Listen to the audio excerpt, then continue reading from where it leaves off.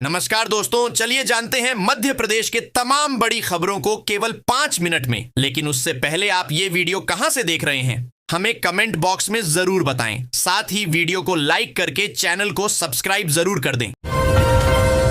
अगर आप एक महिला हैं और घर से काम करके अच्छी कमाई करना चाहती हैं तो LIC की बीमा सखी योजना आपके लिए बेहतरीन विकल्प हो सकती है। आज के इस दौर में जहां महिलाओं को आर्थिक स्वतंत्रता की जरूरत महसूस हो रही है, बीमा साक्षी योजना ऑनलाइन अप्लाई 2026 के जरिए आप बीमा एजेंट बनकर हर महीने 7,000 रुपए तक की स्टाइपेंड और कमीशन कमा सकती हैं। यह योजना खास तौर पर ग्रामीण इलाकों की महिलाओं को सशक्त बनाने के लिए शुरू की गई है, लेकिन शहरों की महिलाएं भी इसमें हिस्सा ले सकती हैं। सहारा इंडिया परिवार में निवेश करने वाले लाखों लोगों के लिए वर्ष 2025 की शुरुआत राहत भरी खबर लेकर आई है। लंबे समय से अपने फंसे हुए पैसों का इंतजार कर रहे निवेशकों को अब रिफंड प्रक्रिया में तेजी देखने को मिल रही है। ताजा अपडेट के मुताबिक 1 जनवरी 2025 से पात्र निवेशकों को सीधे 65,000 रुपए तक की किस्त मिलने की प्रक्रिया शुरू की जा रही है। इससे उन परिवारों को बड़ी राहत मिलेगी जिनकी जमा राशि वर्षों से अटकी हुई थी। मध्य प्रदेश की राजधानी भोपाल में 1 लाख से ज्यादा ऐसे मतदाता हैं जो निर्वाचन आयोग के डिजिटल नक्शे पर लापता हैं। अगर आप भी उनमें से एक हैं तो सोमवार से आपकी नागरिकता और मतदान के अधिकार की सुनवाई शुरू हो रही है। दरअसल भोपाल की मतदाता सूची का शुद्धिकरण अभियान चल रहा है। इस प्रक्रिया में 1,16,925 मतदाता ऐसे पाए गए हैं जिनका पता डिजिटल मैप से मेल नहीं खा रहा है। आसान भाषा में कहें तो सरकारी रिकॉर्ड में आप हैं, पर आपका घर कहां है इसकी सटीक मैपिंग नहीं हो पा रही है। साल 2026 की शुरुआत देश के करोड़ों राशन कार्ड धारकों के लिए राहत लेकर आई है। केंद्र और कई राज्य सरकारों ने मिलकर निर्णय लिया है कि पात्र राशन कार्ड धारकों को 3 महीने का मुफ्त राशन एक साथ दिया जाएगा। यह फैसला खास तौर पर उन क्षेत्रों को ध्यान में रखकर लिया गया है जहां हाल ही में बाढ़, भारी बारिश या अन्य प्राकृतिक आपदाओं के कारण सामान्य जीवन प्रभावित हुआ है। इससे ऐसे परिवारों को बड़ी मदद मिलेगी जिनके सामने रोजमर्रा के भोजन की चिंता रहती है। मध्य प्रदेश के 52 जिला मुख्यालयों के उत्कृष्ट विद्यालयों एवं विकास खंड स्तरीय 313 मॉडल स्कूलों में शिक्षा सत्र 2025 से 26 के लिए 9वीं कक्षा में प्रवेश हेतु आवेदन प्रक्रिया शुरू कर दी गई है। आवेदन करने की अंतिम तिथि 28 जनवरी निर्धारित की गई है। चयन के लिए प्रवेश परीक्षा की संभावित तिथि 8 फरवरी तय की गई है। यह परीक्षा मध्य प्रदेश राज्य मुक्त स्कूल शिक्षा बोर्ड की ओर से आयोजित की जाएगी। वातावरण में नमी बढ़ने से मध्य प्रदेश के अधिकतर शहर कोहरे की चपेट में हैं। रात के 7 दिन में भी ठिठुरन बढ़ गई है। रविवार रात सबसे कम 5 डिग्री सेल्सियस तापमान राजगढ़ में दर्ज किया गया। 9 शहरों में अधिकतम तापमान 20 डिग्री सेल्सियस दर्ज किया गया। सेल्सियस से कम रहा। भोपाल को स्वच्छता सर्वे में सिरमौर बनाने के लिए नगर निगम ने लाखों रुपए की लागत से जो बॉयो तकनीक आयात की थी वह आज भ्रष्टाचार और बदहाली की भेंट चढ़ चुकी है। इंदौर की ब्रिक एंड बॉन्ड इंफ्राकान कंपनी के साथ मिलकर शहर के 5 प्रमुख स्थानों boat club, musical fountain, selfie point, Sant Nagar और कोलार पर bio toilets of biogas plant लगाए गए थे। लेकिन हकीकत यह है कि तकनीक तो आई पर सिस्टम इसे संभालना भूल गया। दिल्ली हाई कोर्ट ने न्यायालयीन कार्यवाही के दौरान सरकारी अधिकारियों के साथ सम्मानजनक और पेशेवर व्यवहार सुनिश्चित करने के लिए महत्वपूर्ण दिशा निर्देश जारी किए हैं। सरकारी पदाधिकारियों की स्वीय उपसंजाति नियम 2025 के तहत न्यायालय में उपस्थित अधिकारियों को पूरी सुनवाई के दौरान खड़े रहने की बाध्यता नहीं होगी। भोपाल नगर निगम के वार्ड 31 से भाजपा पार्षद ब्रजुला सच्चान एक बार फिर अपने जाति प्रमाण पत्र को लेकर विवादों में घिर गई हैं। उनके जाति प्रमाण पत्र को संदिग्ध बताए जाने के बाद टीटी नगर की अनुविभागीय अधिकारी SDM ने उन्हें कारण बताओ नोटिस जारी किया है। कश्मीर में पहलगाम का आतंकी हमला देश के लिए एक राष्ट्रीय त्रासदी था, लेकिन अब उसी हमले का नाम लेकर साइबर ठगों ने भोपाल में भय और लूट का नया अध्याय खोल दिया है। आतंकवाद के नाम पर डर फैलाकर ठगों ने अब तक शहर में 20 से अधिक लोगों को डिजिटल अरेस्ट कर उनकी जिंदगी को दहशत में डाल दिया है। बीपीसीएल बीना रिफाइनरी द्वारा क्षेत्र के युवाओं को आधुनिक तकनीकी प्रशिक्षण देने के लिए कौशल विकास केंद्र खोला जा रहा है। इसके लिए स्वीकृति भी मिल चुकी है, जिसमें जल्द काम शुरू हो जाएगा और केंद्र की शुरुआत होने पर क्षेत्र सहित आसपास के जिले के युवाओं को दूसरे शहरों में प्रशिक्षण लेने नहीं जाना पड़ेगा। यह मांग लोगों की लंबे समय से चली आ रही थी। जानकारी के अनुसार कौशल विकास केंद्र करीब 100 करोड़ रुपए की लागत से बनेगा, जिसमें आधुनिक तकनीकी प्रशिक्षण दिया जाएगा। इस केंद्र से प्रत्येक वर्ष करीब 1000 विद्यार्थियों को प्रशिक्षण मिलेगा और 500 विद्यार्थियों को रुकने के लिए हॉस्टल की व्यवस्था रहेगी। इस प्रोजेक्ट के लिए स्वीकृति मिल गई है और टेंडर प्रक्रिया चल रही है। लुधियाना में दूषित पानी से बीमारियों के मामले सामने आने के बाद नगर निगम ने तात्कालिक मरम्मत की बजाय संरचनात्मक सुधार पर फोकस किया। इसका सीधा लाभ यह हुआ कि शिकायतें तेजी से घटीं और भरोसा लौटा। लुधियाना में 3 साल पहले दूषित जल की 608 शिकायतें दर्ज की थीं, जो 2025 में घटकर 318 रह गई। इसी अनुभव के आधार पर इंदौर के लिए कुछ ठोस सबक हैं। नियम तोड़ने वालों पर इंदौर ट्रैफिक पुलिस की सख्ती बढ़ गई है। 2025 में चालानी कार्रवाई के सारे पुराने रिकॉर्ड टूट गए हैं। बावजूद इसके वर्ष 2025 में शहर में कुल 3384 दुर्घटनाएं हुई हैं, जिनमें 252 लोगों ने अपनी जान गंवाई है। ग्वालियर शहर का मान कहे जाने वाले ऐतिहासिक व्यापार मेले का शुभारंभ हुए 1 सप्ताह से अधिक का समय बीत चुका है, लेकिन मेले का सबसे मुख्य आकर्षण ऑटोमोबाइल सेक्टर फिलहाल सन्नाटे की आगोश में है। भारतीय सेना में जाने का जज्बा ग्वालियर और चंबल अंचल के युवाओं में लगातार बढ़ता जा रहा है। इस बार 1509 अग्निवीर प्रदेश के 10 जिलों से मिले हैं। इसमें से करीब 65% जवान भिंड, मुरैना और ग्वालियर जिलों के रहने वाले हैं। यह आंकड़ा बताता है कि भले ही अग्निवीर का सेवाकाल 4 वर्ष है, लेकिन अंचल के युवाओं में सेना के प्रति जुनून और जज्बा पहले जैसे ही बरकरार है। जबकि शुरुआत में अग्निपथ योजना का सबसे ज्यादा विरोध भी इसी इलाके में हुआ था। सीहोर के इछावर से दिग्विजय सिंह ने पदयात्रा शुरू कर भाजपा के मजबूत गढ़ को सीधी चुनौती दी। गांधी के नाम से मनरेगा हटाने का विरोध, गांव गरीब पर फोकस और कार्यकर्ताओं से आत्मीय संवाद ने कांग्रेस संगठन में नई ऊर्जा और राजनीतिक हलचल पैदा की। न्याय यात्रा बड़ा गणपति चौराहा से शुरू होगी और राजवाड़ा पर अहिल्या प्रतिमा पर आकर समाप्त होगी। इस यात्रा के माध्यम से इन सभी मृत व्यक्तियों के परिवारजनों के लिए न्याय मांगा जाएगा। हर वार्ड में इन मृतकों को श्रद्धांजलि दी जाएगी। मध्य प्रदेश में साल के पहले ही सप्ताह में ठंड ने अपना असर दिखाना शुरू कर दिया है। मौसम विभाग ने आने वाले दिनों में ठंड और बढ़ने की चेतावनी दी है। सोमवार को सुबह से ही घना कोहरा छाया हुआ है और ठंड का असर साफ नजर आ रहा है। तेज सर्द हवाओं से बचने के लिए लोग गर्म कपड़ों, एक और आग का सहारा ले रहे हैं। सुबह और शाम घर से बाहर निकलते समय लोग गर्म मफलर से मुंह ढककर और सिर पर गर्म टोपा पहनकर निकल रहे हैं। वहीं कई स्थानों पर लोग अलाव पर हाथ तापते भी नजर आ रहे हैं। कई जिलों में ठंड को देखते हुए स्कूलों में छुट्टियां घोषित कर दी गई हैं। मध्य प्रदेश के इंदौर स्थित भागीरथपुरा इलाके में दूषित पानी से हुई मौतों को लेकर प्रदेश की राजनीति गर्मा गई है। मध्य प्रदेश कांग्रेस अध्यक्ष जितेंद्र जीतू पटवारी ने दावा किया है कि इस मामले में अब तक बताई जा रही 17 मौतों के बजाय वास्तविक संख्या 30 से अधिक है। वहीं स्वास्थ्य अधिकारियों का कहना है कि शहर के भागीरथपुरा इलाके में 2354 घरों के 9416 लोगों की स्वास्थ्य जांच की गई और इनमें उल्टी दस्त के 20 नए मरीज मिले हैं।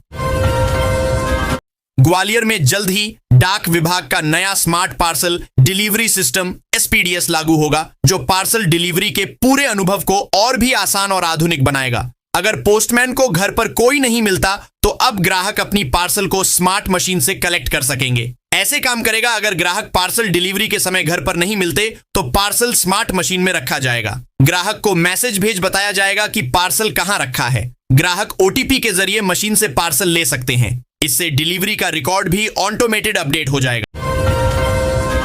मध्य प्रदेश में राष्ट्रीय राजमार्गों यानी एनएच का नेटवर्क बढ़ाया रहा है। प्रदेश की आर्थिक प्रगति, औद्योगिक विकास, पर्यटन तथा सुगम और सुरक्षित यातायात व्यवस्था के लिए यह पहल की जा रही है। इसके लिए सोमवार को नई दिल्ली में एक अहम बैठक बुलाई गई है, जिसमें मध्य प्रदेश के मुख्यमंत्री मोहन यादव और केंद्रीय सडीडीडीएच परिवहन मंत्री नितिन गडकरी शामिल होंगे। बैठक में प्रदेश में भविष्य की राष्ट्रीय राजमार्ग विकास योजनाओं 3 पर विचार विमर्श किया जाएगा। विशेष रूप से प्रदेश में NHAI के अटके प्रोजेक्ट पर चर्चा होगी। बैठक में 4,500 करोड़ से ज्यादा के इन प्रोजेक्ट की राह खुलने की उम्मीद जताई जा रही है।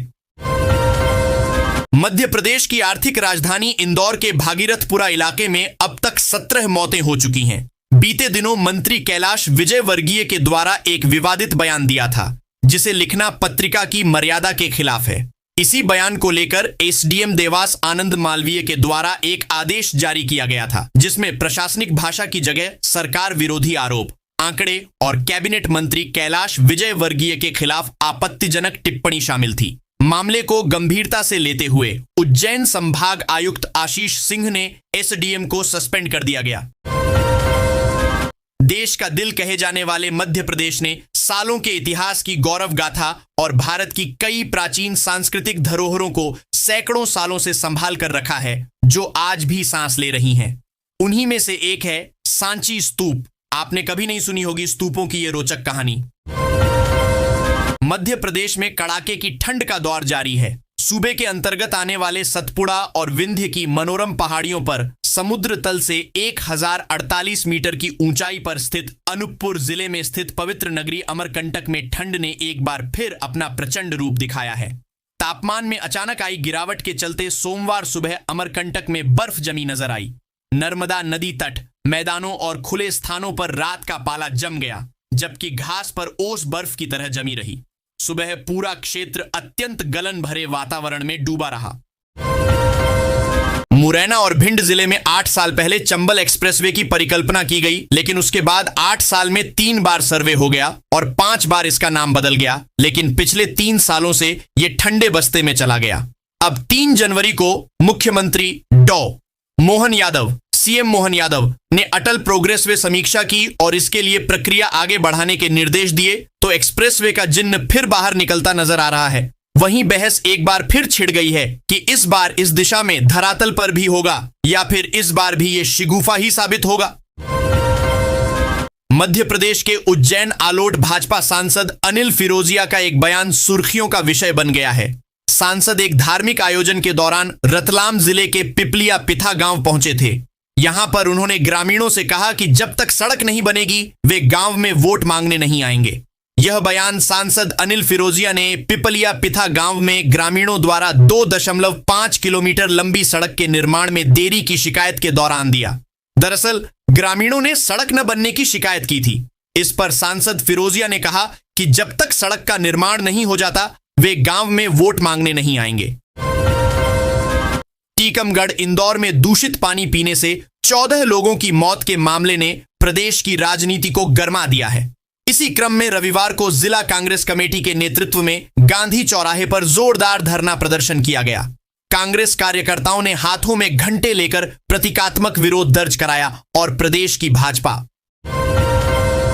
यदि आप सरकारी दफ्तरों में अपना कोई जरूरी काम निपटाने की सोच रहे हैं तो घर से निकलने से पहले सरकारी कैलेंडर MP 2026 कैलेंडर पर नजर डालना बेहतर होगा, क्योंकि इस साल 4 माह से ज्यादा दिन सरकारी ऑफिस बंद रहेंगे। इससे हर तीसरे दिन हॉलीडे रहेगा। प्रदेश सरकार के नए कैलेंडर अनुसार वर्ष 2026 के 365 दिन में से 127 दिन छुट्टियां रहेंगी और सरकारी ऑफिस सिर्फ 238 दिन ही खुलेंगे।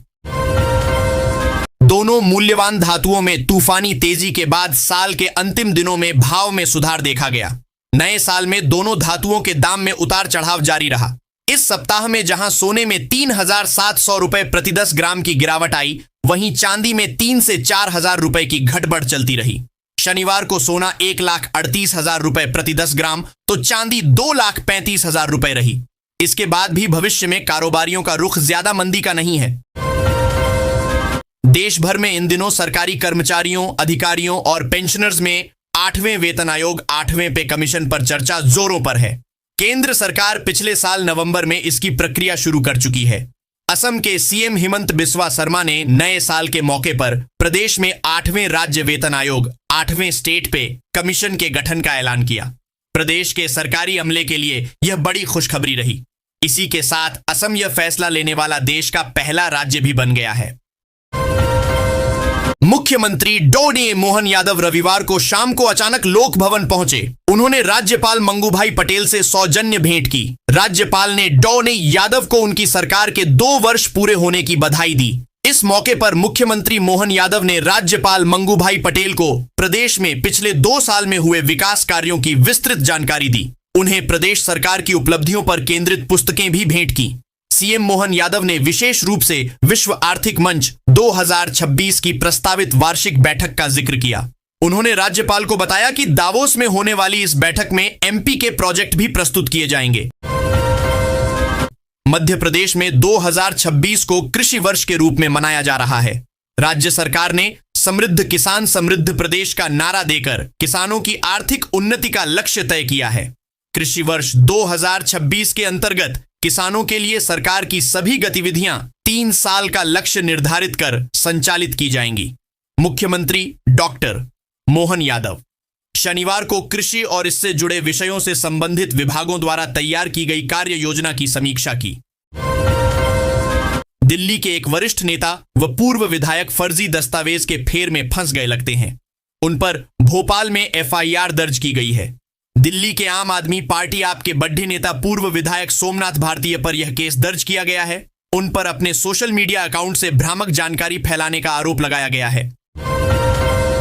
सामाजिक एकजुटता और पर्यावरण संरक्षण को बेहतर बनाने के उद्देश्य से सामाजिक संगठनों द्वारा ग्राम मंगल पद यात्रा की शुरुआत की गई थी, जो अब परंपरा बन निरंतर 10 वर्षों से जारी है।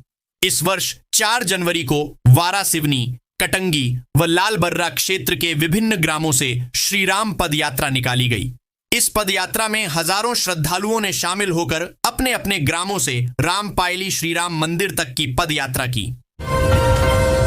स्थानीय स्तर पर खेलों को बढ़ावा देने वाली पंचुट दीनदयाल उपाध्याय राज्यस्तरीय फुटबॉल प्रतियोगिता के 28वें संस्करण का उद्घाटन हुआ। उद्घाटन मैच में मून स्टार क्लब ने सागर फ्लायर्स को 2-0 से हराकर दूसरे राउंड में प्रवेश किया। मैच के दौरान मैदान पर बड़ी संख्या में दर्शक पहुंचे। मध्य प्रदेश के गुना में लेडी डीडीएचकी के विवाद में गुस्साए लोगों ने पुलिस पर हमला कर दिया। इससे 4 पुलिसकर्मी घायल हो गए हैं, जिन्हें तुरंत अस्पताल भेजा गया। गुना के चांचौदा थानांतर्गत पेंची गांव के नजदीक मेहमनपुर के लोदा समाज के लोगों ने पुलिस पर हमला किया। हमले की सूचना मिलते ही वरिष्ठ अधिकारी मौके पर पहुंचे। पुलिस ने गांव को चारों ओर से घेर लिया है। मामला लोदा समाज की एक लड्डचकी का है, जिसे मीना समाज का एक युवक भगाकर ले गया था।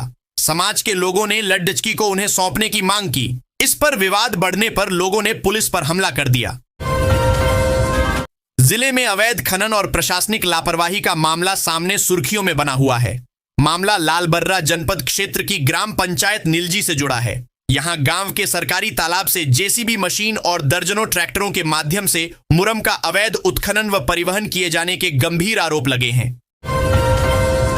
केंद्र और राज्य सरकारें महिलाओं को आत्मनिर्भर बनाने के लिए लगातार नई योजनाएं ला रही हैं। इसी कड़ी में फ्री सिलाई मशीन योजना एक बार फिर चर्चा में है। इस योजना के तहत आर्थिक रूप से कमजोर महिलाओं को मुफ्त में सिलाई मशीन उपलब्ध कराई जा रही है, ताकि वे घर बैठे रोजगार शुरू कर सकें। हाल ही में इस योजना के आवेदन फॉर्म फिर से शुरू कर दिए गए हैं, जिससे हजारों महिलाओं को लाभ मिलने की उम्मीद है।